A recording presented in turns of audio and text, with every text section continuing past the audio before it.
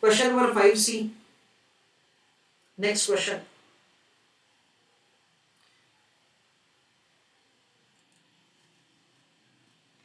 Question number 5C. TTC PLC has been growing at the rate of 20% supernormal growth rate in the recent years. The same growth rate is expected to last for another 2 years. D0, that is just for dividend, is 1.60 pound. Cost of capital is 10%. Normal growth rate is 6%.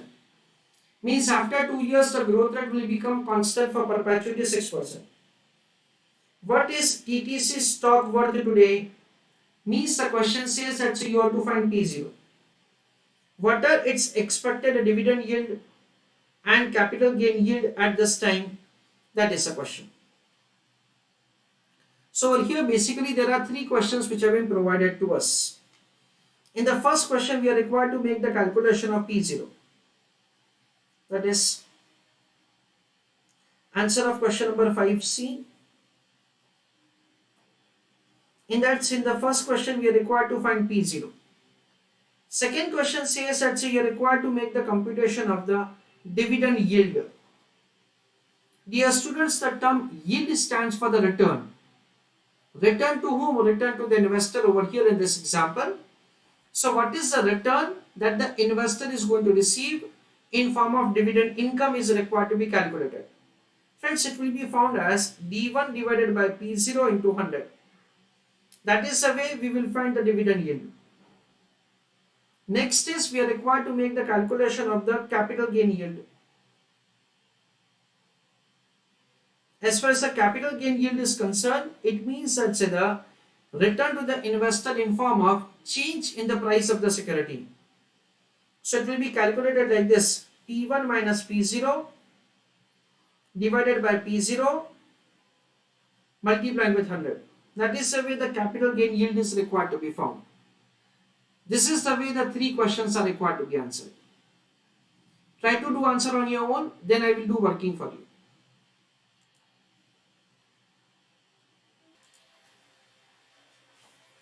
Friends, over here we can see that the supernormal growth rate is for the 2 years. So we have to prepare the cash flow series for 3 years. Sorry, dividend per share for the 3 years, and the cash flow series will be for 2 years. Write an answer along with me. Answer of question number 5C.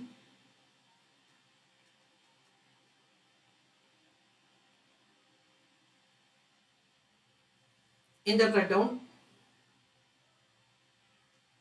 working note number 1, calculation of dividend per share, year 1 to year 3. So first year, second year, third year, dividend per share. So 1.6 is the just paid dividend. The growth rate is provided to us 20% supernormal, and it will last for another 2 years. So we understand that it is 1.6 into 1.20 raised to 1, again 1.6 into 1.20 raised to 1. That is the way, so the dividend per share will be calculated for the first year and second year. So it is 1 rupee 92 paise, 2.304. Please write an answer along with me. Then this dividend will grow at the rate of 6%. Because a normal growth rate is provided to us as 6%. So into 1.06, that is 2.44224. So 2.44.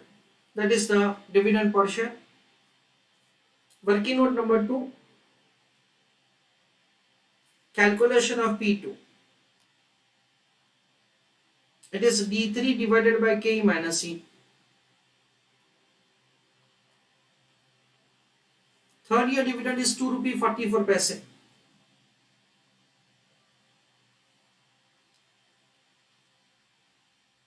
2 rupee 44 paise divided by K minus E. Cost of equity is 10%, less growth rate is 6%.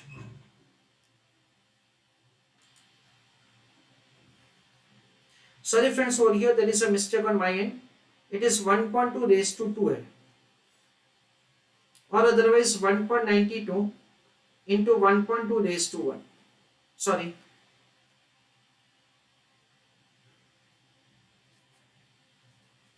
So now we'll have the P2. So it is 2 rupee 44 paise divided by 4%. That comes to rupees 61. We got the first and second year dividend and also P2. Now this will be useful to calculate P0.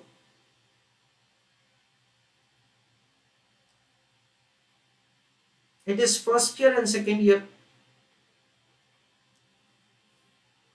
First year cash inflow is 1.92. Second year cash flow is 2.304 plus 61 rupees. So 63.304. Now it will be discounted at the rate of 10%. 1 divided by 1.1. So the first year factor is 0.9091. Second year factor is 0.8264. Present value. 1.92 into 0.9091. So it is 1.75. 63.304 into 0.8264. 52.31. So 52.31 plus 1.75. 54.06. That is the way the P0 can be formed. Right on answer? So write down now working note number, that is heading right down. Capital gain and dividend yield.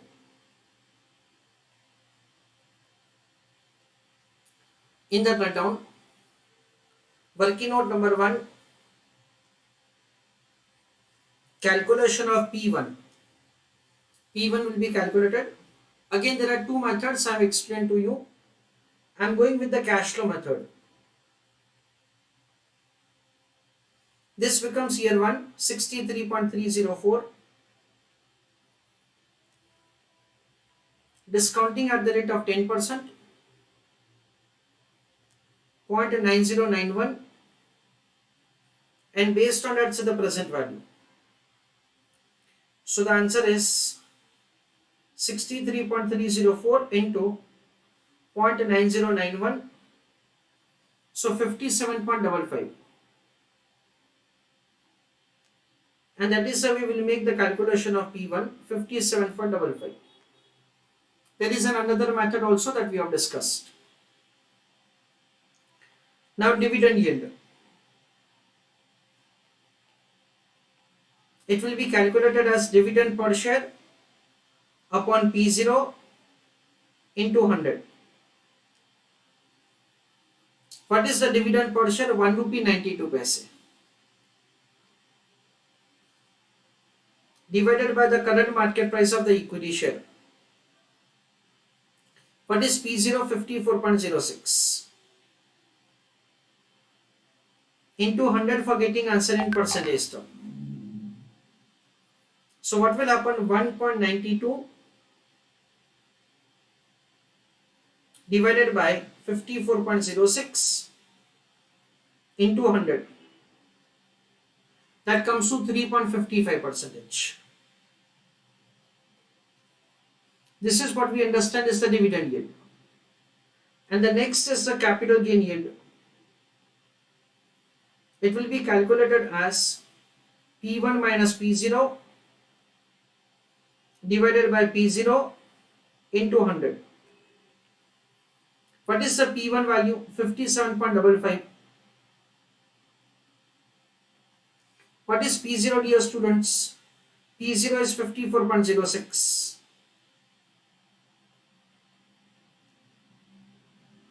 divided by 54.06 into 100 for getting answer in percentage term. So the answer is 57.55 minus 54.06, that is 3.49 divided by 54.06. That comes to 6.46 percentage or 6.45 percentage. That is the way the capital gain yield will be calculated. Based on a request of a student, let's calculate the P1 with the alternative method. Yeah, P1 with the alternative method will be like this. P0 is equal to D1 plus P1 divided by 1 plus K. What is P0? 54.06.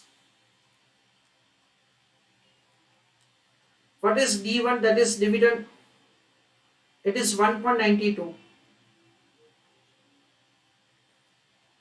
plus P1 divided by 1 plus K, that is divided by 1.10. So P1 is equal to 54.06 into 1.10 minus 1.92. That is the way we have to find answer. 54.06 into 1.1. So 59.47. So 59.47 minus 1.92. So 57.55. That is the way we can make the calculation of this 57.55. Just making it clear with the term capital gain yield. Capital gain yield stands for what is the return to the investor in form of appreciation in the price of the security. That is given a technical name as the capital gain yield.